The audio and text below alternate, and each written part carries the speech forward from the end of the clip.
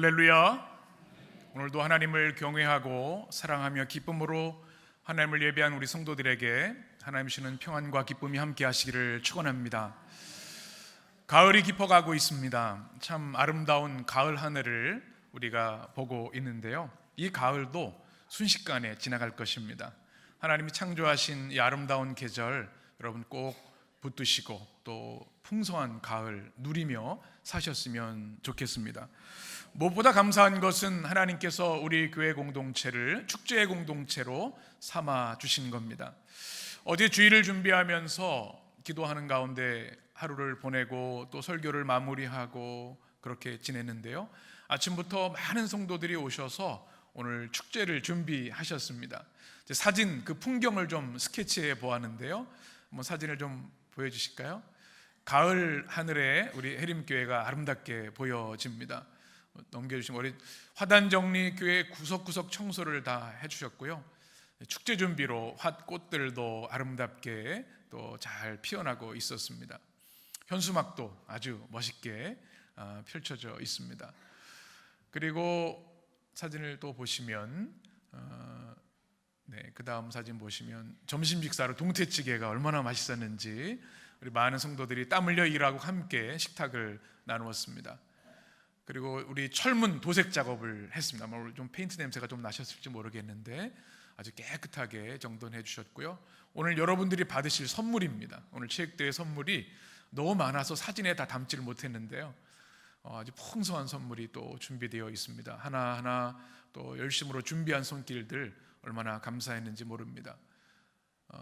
사인볼도 준비되어 있습니다. 여러분 우리 교인들의 사인이 있는 선물도 오늘 아마 있는 것 같고요.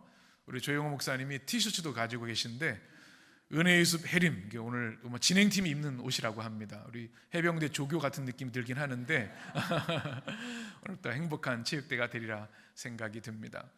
어제 하루를 지나면서 주일을 기다리는데 마음에 설렘이 있었고, 우리 하나님께서 우리 해림교회를 이렇게 아름다운 축제 공동체로 만들어 주셨구나 하는 마음이 들었습니다. 우리 인생에 마음껏 웃고 노래하고 춤추고 기쁨을 만끽할 순간들이 얼마나 있는가 생각해 보면 그리 많지 않은 것 같아요. 세상에는 오히려 걱정할 것들, 근심할 것들, 당장 해결해야 할 문제들이 많이 있습니다. 그런데 감사한 것은 하나님께서 하나님의 백성들에게는 매 주일을 축제의 주일로 삼아 주셨다는 겁니다. 한 주간 힘들고 어려운 일이 있고 마음에 고통이 있어서 밤잠을 설치는 일이 있을지라도 우린 주일이 되면 여김없이 성전을 향해 나와 주일 예배로 하나님께 예배드립니다. 이것은 우리만 그런 것이 아니라 초대교회 2000년 역사가 때로는 순교의 순간에도 또 생명의 위협에 있는 순간에도 믿음을 지키고 주일 예배를 지키면서 이 축제 예배를 지켜왔습니다. 사망 권세를 이기고 부활하신 주님을 예배하는 것이 주일 예배이기 때문에 우리 해림교회 주일 예배도 축제 예배인 줄 믿습니다. 여러분이 인생을 살아가면서 힘들고 어려운 순간, 낙마하는 순간이 있을지라도 주일이 되면 하나님께서 또 내 생명에, 내 인생에 이렇게 축제를 주셨구나, 모든 근심 걱정을 십자가 앞에 다 내려놓고 축제의 주일을 기쁨으로 하나님께 영광 돌리셨으면 좋겠습니다. 더욱 감사한 것은 오늘은 우리 VIP 초청 예배로 드립니다. 누가 VIP죠? 내가 VIP입니다. 우리 옆에 있는 분에게 축복하겠습니다. 당신이 VIP입니다. 여러분 그렇게 보이시죠? 뭐 대통령이 VIP가 아닙니다. 천하보다 한 영혼을 사랑하시고 여러분을 사랑하셔서 여러분을 창세전에 택하시고 때가 찬 경륜에 따라 십자가의 은혜로 구원받게 하신 여러분이 하나님께 가장 소중한 사람들 VIP인 줄 믿습니다. 오늘 우리들의 축제이고 오늘 또 초청받아 오신 분 또 그분들의 축제인 줄 믿습니다. 오늘 점심 식사할 때도 또 운동장에 나가서 함께 기쁨을 나눌 때도 하나님 주신 나를 이렇게 소중하게 여기시는구나, 내가 참 부족한 것도 많고 연약한 것도 많지만 하나님이 나를 천하보다 귀하게 여기시고 나보다 나를 더 사랑하시는구나, 이 귀한 은혜를 깨닫는 오늘 주일이 되었으면 좋겠습니다. 세상에는 두 종류의 인생을 살아가는 사람이 있습니다. 하나는 관광객으로 살아가는 사람입니다. 그저 좋다고 하면 이리저리 시선을 기웃합니다. 맛있는 것 찾아다니고 아름다운 곳 구경하러 다닙니다. 물론 좋은 일이죠. 이것은 우리의 영혼에 대한 이야기입니다. 그래서 이곳저곳 다니기도 하고 때로 거기에 우리의 마음이 다 쏠리기도 합니다. 그러다 보면 우리를 유혹하는 것에 마음을 빼앗겨서 길을 잃는 순간들도 있습니다. 그런가 하면 또 한 종류의 사람은 순례자의 삶을 사는 사람입니다. 순례자는 삶의 목적이 분명합니다. 사나 죽으나 오직 주를 위해 살아가는 사람들이고요, 내가 어디서부터 왔고 어디로 가야 하는지, 내가 가야 할 본향이 어디인지를 분명히 아는 사람들입니다. 목적지가 분명하기 때문에 그들은 이리저리 사람들의 말에 흔들리지 않습니다. 오직 하나님의 말씀, 하나님이 인도하시는 그 길을 걸어가는 믿음의 사람들이 순례자입니다. 우리의 영원한 본향 천국을 향해 갑니다. 우리는 이미 십자가에서 옛사람이 죽었고 그리스도 안에서 새 생명을 가지고 사는 사람들입니다. 그래서 우리 주를 위해 살아가고 예배하며 믿음의 길을 걸어가는데 이 순례의 길입니다. 여러분 어떤 모습으로 살아가고 있습니까? 믿음의 사람임에도 불구하고, 예수 그리스도를 주와 그리스도로 믿는 사람임에도 불구하고 관광객으로 살아가는 사람들이 있습니다. 그들의 삶에는 변화가 없습니다. 옛자리에 머물러 있어요. 그러나 진정으로 거듭난 그리스도인들은 순례의 길을 힘차게 시작합니다. 내 옛자리를 박차고 일어나서 주님이 지시하시는 곳으로 성령께서 인도하시는 한 걸음 한 걸음을 살아간다는 것이죠. 오늘 성경은 우리가 지금 지난주부터 묵상하는 성전 순례 시편 120편에서 134편까지의 말씀은 우리의 삶의 존재, 그리스도인의 정체성이 순례자라고 분명히 말씀하고 있습니다. 순례자의 영성을 회복하라고. 우리들이 그저 이 땅에 먹고 살기 위해서 즐거운 것, 쾌락을 위해 살아가는 사람들이 아니라 하나님의 거룩한 뜻을 받들어 주님이 명하신 소명을 향해 걸어가는 순례자임을 깨달아야 한다고 말씀하고 있는 것이죠. 우리는 주님의 영광을 위해 살아가는 거룩하고 아름다운 순례자들인 줄 믿습니다.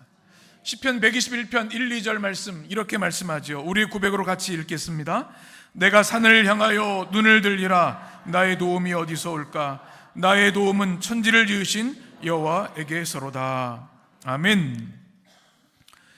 이스라엘 백성들은 그들의 생애 가장 큰 열망과 사모함은 순례의 길이었습니다. 어디를 향해서요? 시온산을 향해서, 예루살렘, 하나님을 예배하는 성전인 그곳을 향해서 한 걸음 한 걸음 걸어가는 자들이 바로 순례자들입니다. 그들은 광야를 지나야 했습니다. 유대 광야는 거칠고 위험한 곳이었습니다. 생명이 존재하기 어려운 땅이었죠. 그 길을 지나가면서 고백합니다. 내가 눈을 들어 산을 향하여 눈을 들리라. 나의 도움이 세상 권력자에게 오는 것도 아니고 내 부모로부터 오는 것도 아니고 오직 천지를 지으신 하나님께서부터 온다는 사실을 광야를 지나며 성전을 향하여 올라가면서 고백하는 것이죠.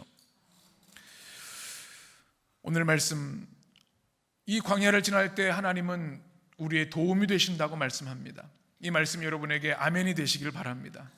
또 하나는 오늘 시는 가장 중요한 핵심 메시지는 뭔가 하면, 이 거친 광야를 지날 때 하나님은 우리를 완전하게 지켜주시는 분이라는 사실입니다. 여러분, 이 사실에 대한 믿음이 있으셨으면 좋겠습니다. 스페인 영성 순례를 다녀오면서 참 여러 가지 깨달음과 은혜들이 있었는데요, 제가 이제 순례를 마치고 인천공항에 딱 도착했을 때 한 아이의 목소리가 지금도 귀에 들리는 듯합니다. 아마 이 친구도 부모님과 함께 순례를 다녀온 것 같아요. 아마 초등학교 한 1, 2학년 되는 것 같은데, 공항에 딱 도착해서 비행기에서 내리는데 이렇게 얘기하는 거예요. 엄마한테, 엄마 이제 소매치기 걱정 안 해도 되겠어요. 한국에 왔으니까. 이런 얘기를 하는 거예요. 이 아이가 얼마나 그냥 그 순례를 하면서 걱정을 했는지. 제가 이 스페인 영성 순례를 하는데 가이드가 매일 하는 얘기가 있어요. 여러분, 여기 소매치기의 천국입니다. 그러니까 꼭 소지품을 잘 간수해야 됩니다. 가방을 어디에 매야 돼요? 등에 매면 안 되는 거예요. 탁 털어간다는 거예요. 아주 대단한 전문가들이, 그 소매치기 전문가들이 있기 때문에 앞으로 매야 된다는 거예요. 긴장되는 거예요. 우리 진행하는 우리 회계 목사님도 이 복대에다가 이 진행비를 들고서 호위무사들이 옆에 지키면서 지나갔어요. 근데 한국 딱 돌아오니까 그 걱정 안 해도 되는구나. 이 아이가 아마 그렇게 고백을 하더라고요. 이 한국만큼 치안이 안전한 곳이 없는 것 같아요. 우리 인생에도요, 위험 요소들이 참 많습니다. 뉴스를 보면요, 대낮에도 이 폭력을 행사하는 이들이 나타나기도 하고, 대낮에 음주운전을 해서 인도로 들어와서 행인들을 해하는 일도 있어요. 또 우리 인생을 살다가 보면 얼마나 많은 위험 요소들이 있는지, 하루하루 살아가는 것이, 내가 지금 살아있는 것이 기적이라고 생각될 정도로 우리 인생에는 참으로 많은 위험들이 있습니다. 또 연예인들이나 이 정치인들은 사설 경호원들을 우리 또 고용하기도 하죠. 안전을 지키는 효과가 있을 겁니다. 그런데 얼마 전 우리가 뉴스를 본 것처럼 세계 최강국이라고 하는 미국의 전 대통령이 총격을 당했습니다. 물론 살짝 피해가긴 했지만, 여러분, 세계 최고의 경호원들도 우리 생명을 지켜줄 수가 없는 거죠. 사실 그 누구도 우리를 지켜줄 사람이 없습니다. 우리를 사랑하는 사람도, 국가도, 최고의 전투원들도 우리를 지켜줄 수 없어요. 오늘 시편 121편의 시편의 기자는 이렇게 말합니다. 그 누구도 우리의 생명, 믿음의 순례의 길에서 우리를 지켜줄 자가 없는데, 그러나 여러분들 두려워하지 마십시오. 하나님께서는 자기 백성들을 완전하고 완벽하게 지켜주시는 분이십니다. 믿음의 순례자들을 하나님이 지켜주신다는 말씀을 우리에게 말씀해주고 있는 것이죠. 여러분, 우리는 믿음 생활하면서도 때로 불안과 두려움 속에 살 때가 있습니다. 왜 그렇습니까? 하나님의 보호해 주심에 대한 확신이 없기 때문에 그렇습니다. 오늘 말씀을 통해서 하나님의 백성을 지키는 하나님, 믿음의 순례자들을 완벽하게 지키시는 하나님의 은혜를 여러분 깨닫게 되시고, 하나님의 보호에 대한 확신이 있게 되시기를 축원합니다. 하나님이 어떻게 지켜주는가? 성경은 이렇게 말씀합니다. 우리 자막을 보면서 같이 우리의 고백으로 같이 읽겠습니다. 실족하지 않게 하십니다. 어떻게 하신다고요? 3절 말씀 같이 읽습니다. 여호와께서 너를 실족하지 아니하게 하시며 너를 지키시는 이가 졸지 아니하시리로다. 아멘. 실족하다라는 말을 여러분 많이 들어보셨죠? 우리는 보통 마음을 상하거나 실망할 때 실족했다 이런 말을 하는데요, 원래 의미는 발을 잃어버린다, 발을 헛디뎌서 넘어지고 쓰러진다는 의미를 가지고 있습니다. 특별히 성경의 언어로는 람모트라고 하는 히브리어로 되어 있는데요, 비틀거리다, 흔들리다, 잘못 딛다. 이 실족한다는 이야기는 순례자들에게 매우 중요한 일입니다. 왜냐하면 생명이 달려있는 겁니다.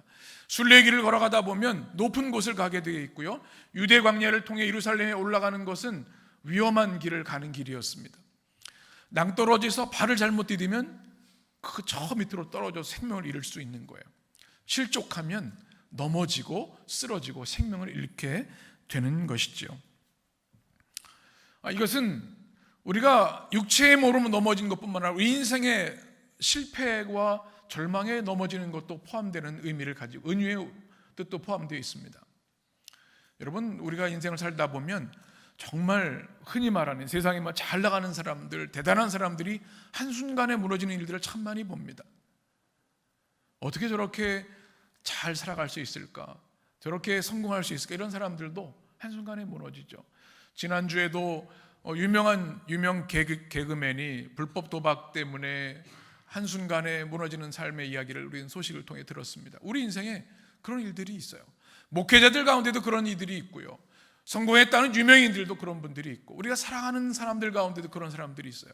이것이 바로 한순간 발을 잘못 디뎌서 실족하게 되는 경우인 것이죠. 우리의 생명도 또 우리의 인생도 한순간에 넘어질 수 있다고 하는 것. 그런데 오늘 성경의 말씀을 보면 우리 하나님께서 믿음의 사람들이 그렇게 실족하지 않도록, 발을 잘못 디뎌 넘어지지 않도록, 떨어지지 않도록 지켜주신다고 말씀하고 있습니다.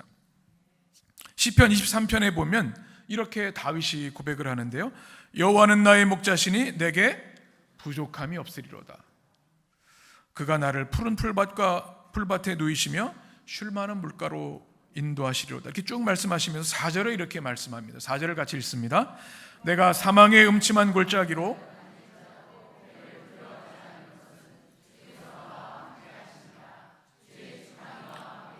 나를 안위하시나이다. 아멘. 이건 다윗의 아주 체험적인 고백입니다. 어디를 지날 때요? 사망의 음침한 골짜기, 위험한 길입니다. 조금만 발을 잘못 디디면 낭떠러지로 떨어지는 길입니다. 사울의 분노의 공격, 생명을 빼앗으려는 공격이 있었고요, 아들 압살롬의 살해 위협도 있었습니다. 그 많은 길이 있었는데 하나님께서 목자 되어줄 뿐만 아니라 사망의 음침한 골짜기를 지날 때 주님께서 주의 막대기와 지팡이가 안위해 주셨다, 보호해 주셨다 말씀합니다. 이것이 바로 하나님의 백성들을 지키시는 하나님의 은혜, 실족하지 않게 하시는 은혜인 것이죠. 우리 인생에도 실족하게 되는 경우가 있습니다. 마음의 실망을 경험하는 경우도 있고, 육체가 낭떠러지로 떨어지는 경우도 있고, 우리 인생이 한순간의 실수로 넘어져 큰 고통을 당하는 순간들도 있습니다. 그러나 믿음의 순례자들, 하나님을 향해 믿음으로 전진하는 이들, 성전을 향해 올라가는 이들을 하나님께서는 실족하지 않게 하시는 줄 믿습니다. 두 번째는 하나님께서 어떻게 우리를 보호하시는가, 우리 두 번째 같이 읽겠습니다. 졸지도 주무시지도 않으십니다. 아멘. 우리 3절 후반절 4절 말씀 같이 읽겠습니다. 너를 지키시는 이가 졸지 아니하시리로다. 이스라엘을 지키시는 이는 졸지도 아니하시고 주무시지도 아니하시리로다. 아멘. 이게 무슨 뜻일까요? 하나님이 졸지도 않으시고 주무시지도 않으신다. 이 말씀을 이해하기 위해서는 바로 이 시편의 기자가 살았던 당시에 고대 근동의 신관을 이해할 필요가 있습니다. 고대 근동 이스라엘 주변의 나라들은, 사람들은요, 그들이 믿는 신, 그 이방신이라고 할 수 있겠죠. 그들이 때로는 잠을 자기도 하고 졸기도 하고 외출하기도 한다고 생각을 했습니다. 그래서 위기 상황이 오면 어떻게 해야 돼요? 자들이 믿는 신을 깨워야 되는 거예요. 지금 자고 있으니까요. 그래서 그 당시 그 기록들을 보면 요란한 제사를 드립니다. 신이 자고 있으니까 깨워야 되잖아요. 그래서 막 노래 부르고 춤을 출 뿐만 아니라 자기 몸에 피를 내기도 하고, 심지어는 종들을 산 제물로 바치고 또 자녀들을 불살라 바치는 일도 해요. 왜? 어떻게 하기 위해서? 잠자는 신을 깨우기 위해서. 이런 내용들이 열왕기상 18장에 나옵니다. 우리가 잘 알고 있는 엘리야의 이야기죠. 우리 같이 27절 28절 읽겠습니다. 정오에 이르러는 엘리야가 그들을 조롱하여 이르되 큰 소리로 부르라.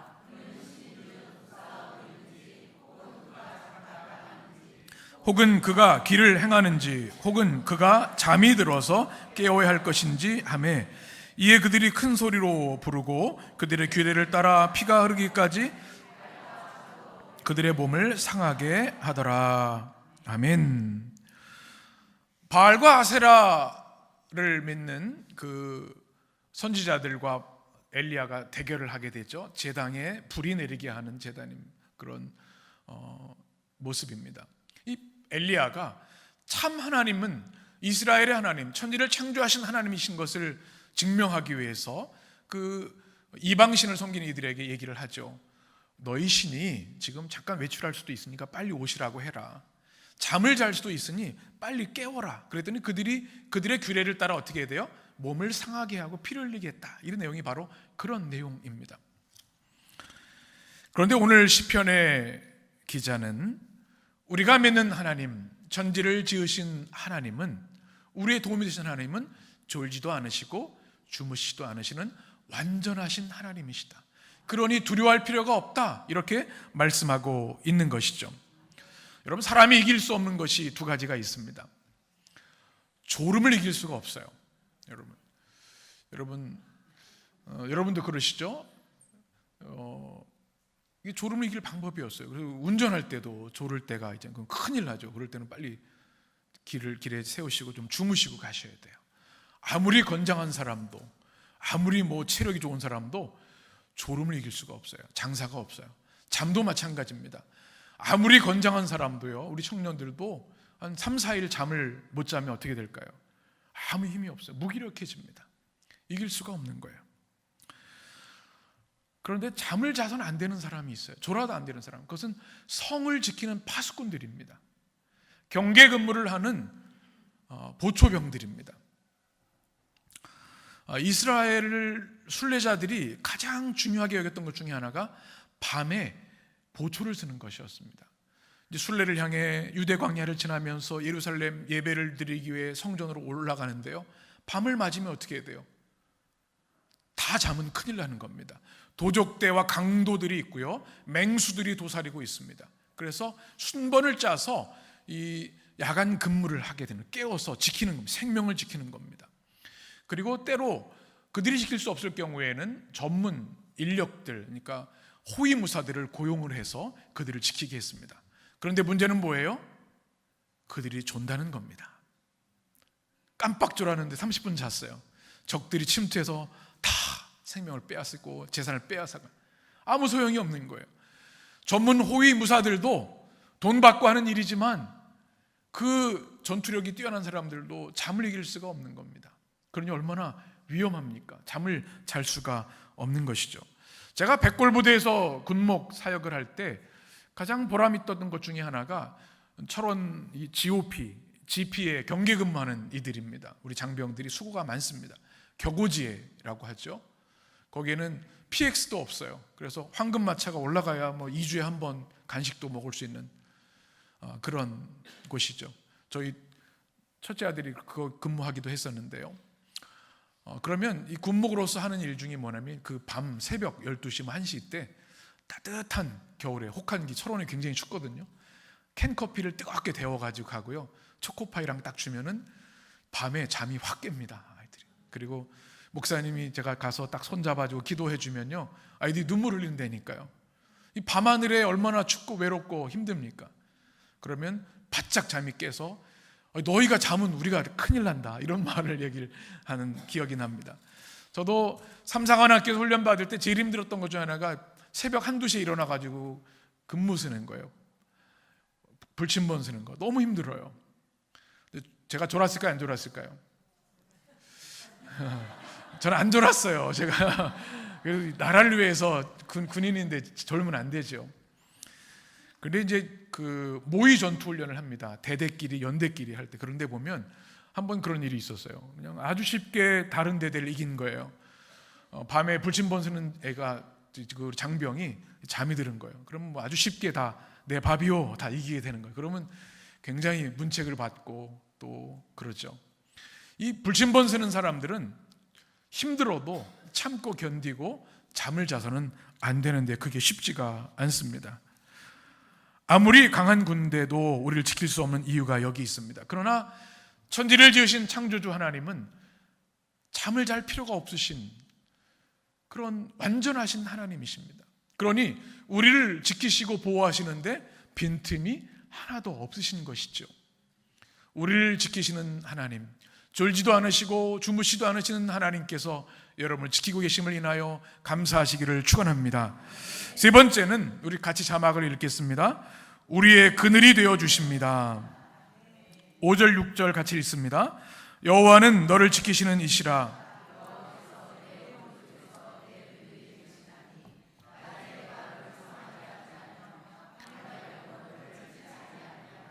아멘.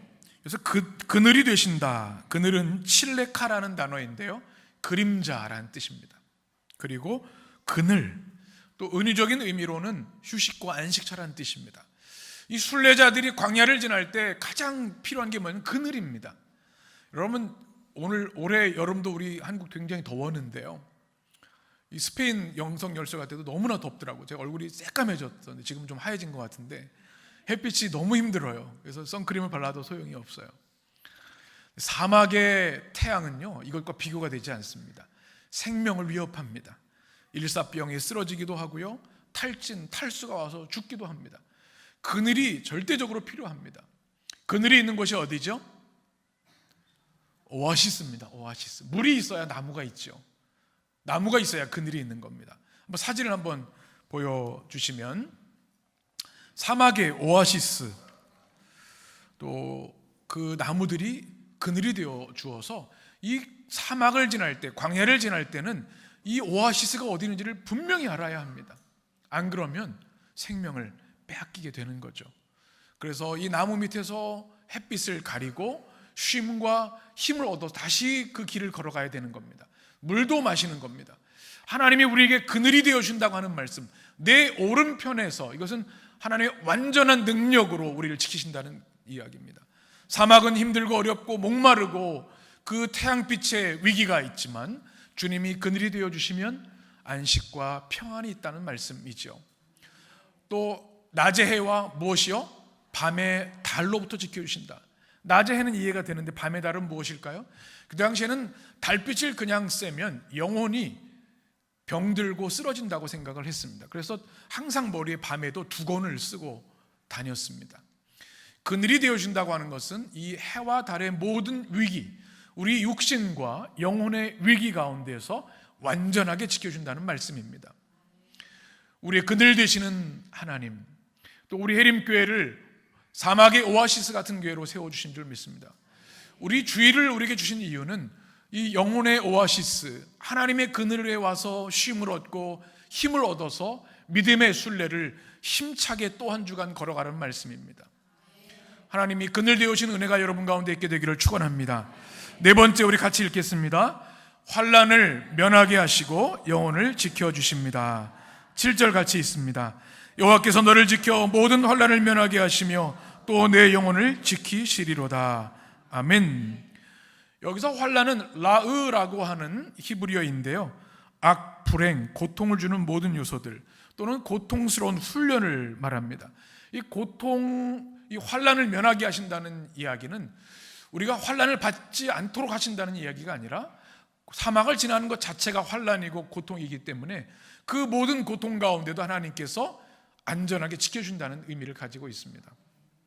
또 영혼, 네페시라고 하는 것은 우리 영육혼의 온전한 인격적인 생명을 하나님께서 지키신다는 겁니다.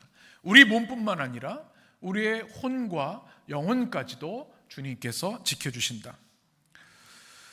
우리 시편의 말씀 91편에 보면 이렇게 말씀하는데 우리 같이 읽겠습니다. 우리 15절만 같이 읽겠습니다.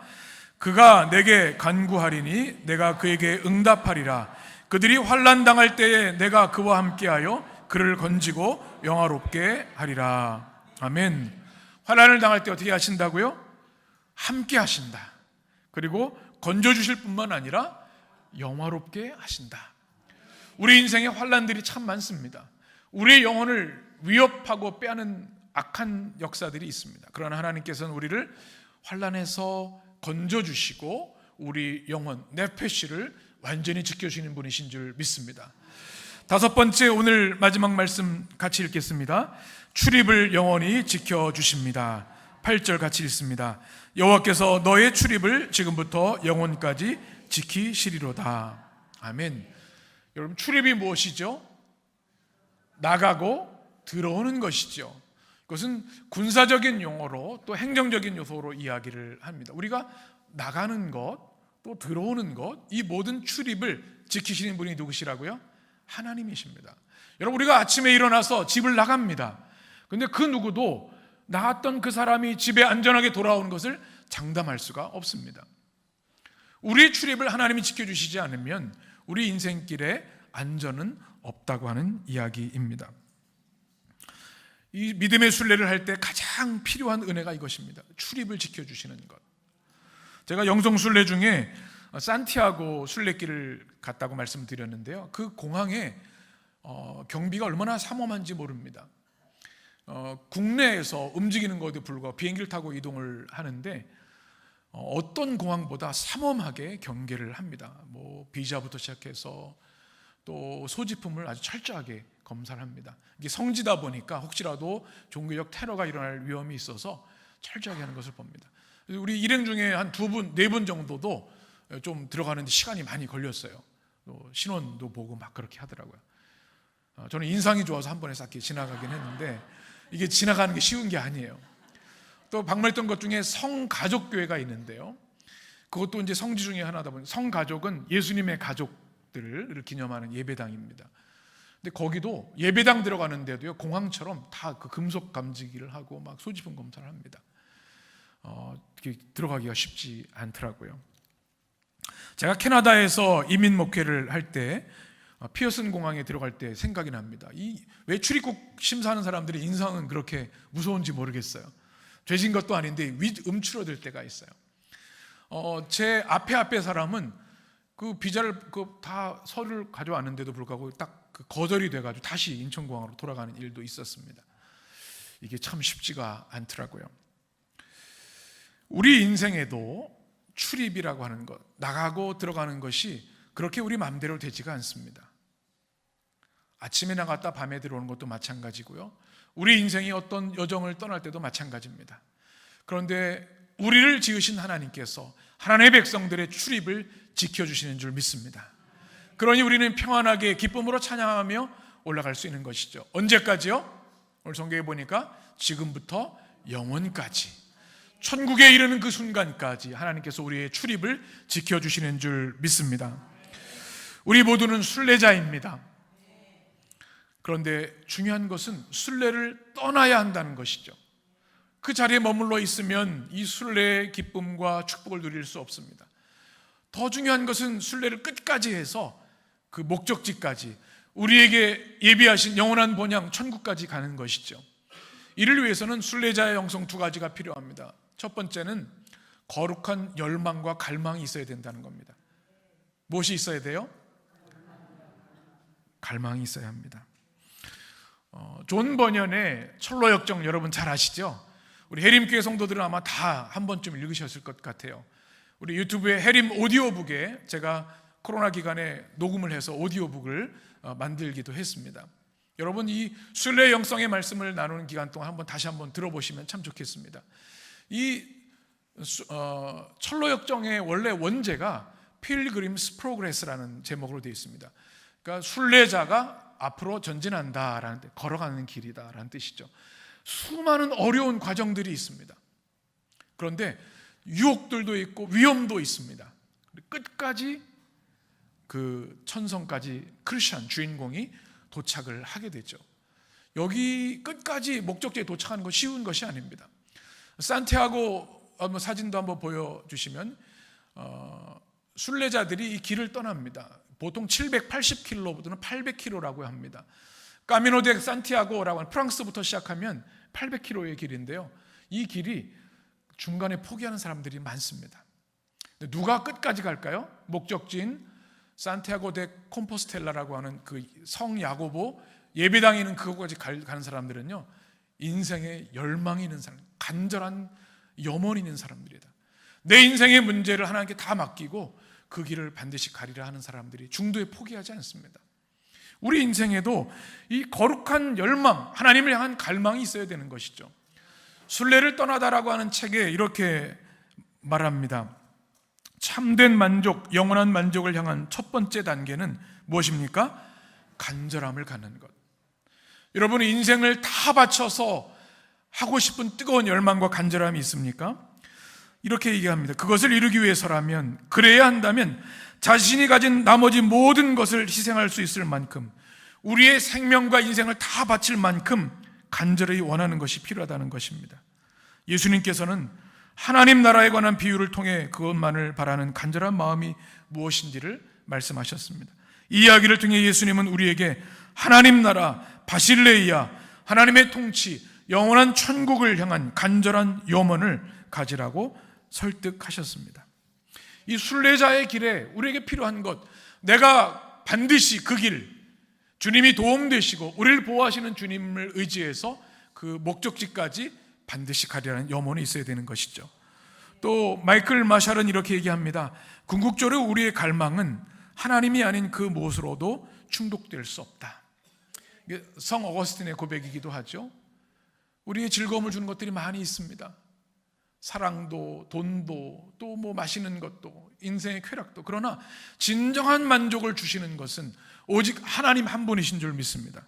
하나님은 우리가 바라는 모든 것보다 더 크시기 때문에 성령의 바람은 우리의 지성에서 일어나는 이성적 사고를 바로 세우고 마음에서 일어나는 갈망을 타오르게 하십니다. 성령은 우리 의지에 불을 붙여서 우리가 하나님을 향하도록 삶의 방향을 재조정하시기 때문에 그렇습니다. 이 믿음의 순례는 성령께서 이끄시고 성령께서 동행하시고 성령께서 우리를 붙드시는 여정인 줄 믿습니다.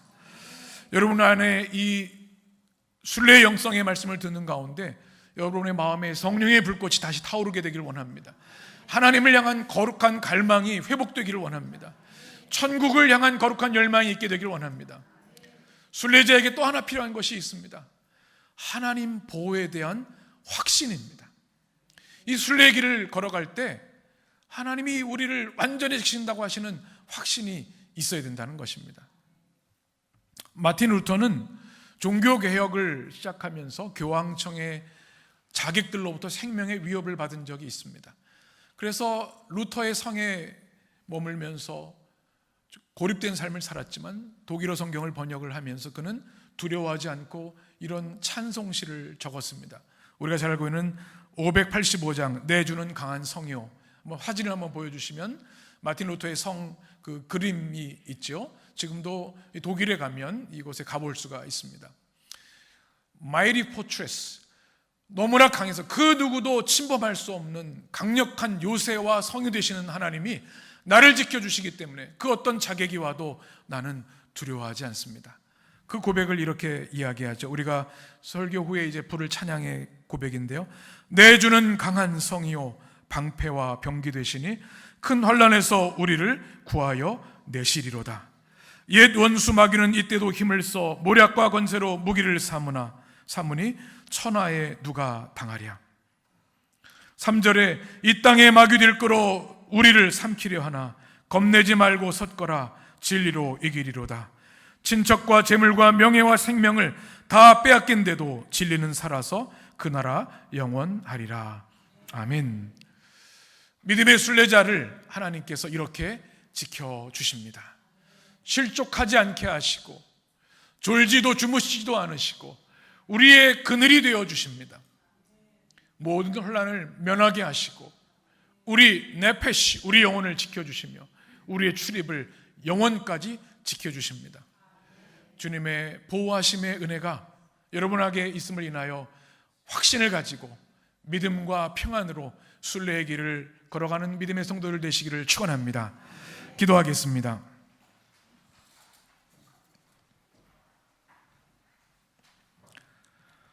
강하고 담대하라. 두려워하지 말며 놀라지 말라. 내가 어디로 가든지 내 하나님 여호와가 너와 함께 하느니라. 생명의 주 하나님, 우리에게 믿음의 순례를 떠날 수 있는 용기와 믿음의 결단을 주시니 감사합니다. 철로역정의 장망성, 장차 망할 도시, 멸망의 도시를 떠나 영원한 천성을 향해 걸어갔던 크리스찬처럼 우리도 멸망의 도시에 미련을 두지 않고 영원한 생명의 나라 천국을 향하여 믿음의 길을 가는 순례자들인 줄 믿습니다. 유대 광야에 많은 환난과 위험이 도사리고 있지만 주님이 실족하지 않게 하시고 졸지도 주무시지도 않으시고 그늘이 되어주시기에 믿음과 평안으로 걸어가는 줄 믿습니다. 환난을 면케 하시고 영혼을 지켜주시기에 출입을 영원토록 지켜주시기에 성전을 향해 천성을 향해 찬양하며 올라가게 되는 줄 믿습니다. 우리 모든 성도들에게 순례의 영성을 회복하여 주옵소서. 하나님을 향한 천국을 향한 거룩한 열망을 뜨겁게 회복시켜 주옵소서. 그 믿음의 길에 하나님이 완전한 보호자가 되심을 인하여 믿음과 확신으로 걸어가는 믿음의 순례자 되어 끝까지 주님 나라에까지 이르는 믿음의 성도들 되게 하여 주옵소서. 예수님의 이름으로 감사하며 기도하옵나이다. 아멘.